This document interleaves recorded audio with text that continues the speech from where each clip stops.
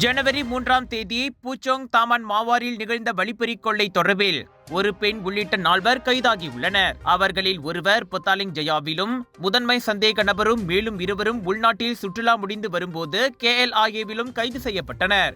Serdang police தலைவர் துணை ஆணையர் AA அன்பழகன் அதனை உறுதிப்படுத்தினார்.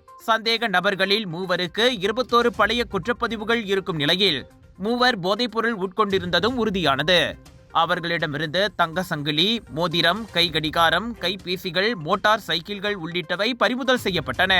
தாமான் மாவாரில் மாலை 4:40 மணி அளவில் நிகழ்ந்த அச்சம்பவத்தில் பாதிக்கப்பட்டவரை பின்னால் இருந்து மோட்டார் சைக்கிளில் வந்த ஆடவன் நெருங்கியுள்ளான். சட்டென கழுத்தில் இருந்த 8000 ரிங்கெட் மதிப்பிலான சங்கிலியை பறித்துக் கொண்டு அவன் ஓடிவிட்டான்.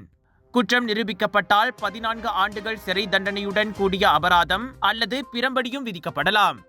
இக்கும்பல் கைதாகி இருப்பதன் மூலம் சர்டாங், பொத்தாலிங் ஜயா, சுபாங் ஜயா ஆகிய 3 மாவட்டங்களில் 40,000 ரிங்கெட்டை உட்படுத்திய 11 கொள்ளை சம்பவங்களுக்கு போலீஸ் தீர்வு கண்டுள்ளது.